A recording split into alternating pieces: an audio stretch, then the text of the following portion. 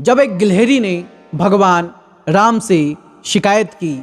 जी हाँ साथियों, ये कहानी है रामायण की। जब रावण माँ सीता का हरण कर चुका था तो लंका तक पहुँचने के लिए वानरों के द्वारा समुद्र के ऊपर पुल बनाया जा रहा था। पत्थरों के ऊपर भगवान राम का नाम लिखा जा रहा था और पत्थरों को समुद्र में डाला जा रहा था। सभी वानर इसी कार्य में दिन रात लगे हुए थे। वहां पर एक छोटी सी गिलहरी भी थी जो अपने मुंह में बालू के दाने भरती और लाकर छोटे छोटे कंकड़ उस पुल के बड़े बड़े पत्थरों में डाल देती। ऐसा वो काम धीरे धीरे कर रही थी। एक वानर ने उस गिलहरी को देखा और उसका मजाक उड़ाने लगा। ऐसे ही करके धीरे धीरे सभी वानर उस गिलहरी का मजाक उड़ाने लगे। गिलहरी बड़ी दुखी हुई और रोने लगी। भगवान श्री राम दूर खड़े होकर उस गिलहरी को देख रहे थे। वह गिलहरी प्रभु श्री राम के पास गई और पूरा जो वाक्य था वो सुनाया।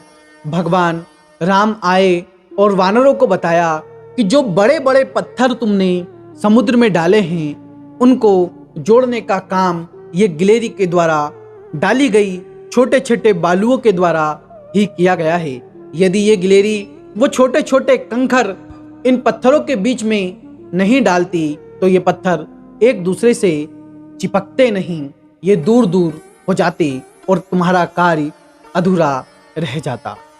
इसलिए जितना योगदान तुम्हारा है उतना ही योगदान इस गिलहरी का है।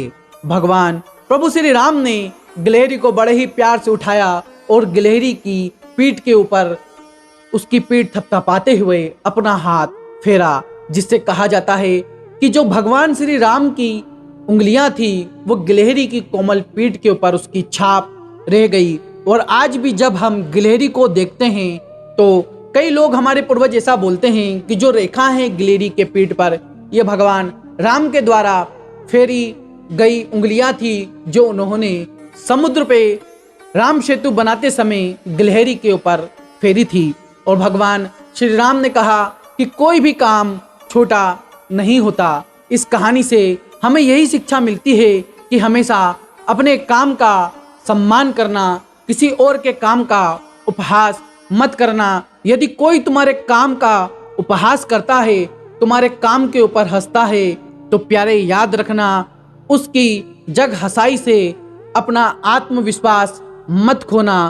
तुम अपने कार्य से प्यार करते रहना क्योंकि उसी कार्य से तुम्हारा घर पलता है, तुम्हारे बच्चे खुश होते हैं और तुम्हारा सांसारिक जीवन खुशी खुशी चलता है। आशा करता हूँ ये कहानी आपको पसंद आई होगी। यदि यह वीडियो आपको अच्छा लगा तो आप कमेंट बॉक्स में जय श्री राम लिखना ना भूले। मिलते हैं किसी नई कहानी में, जब तक के लिए राधे राधे।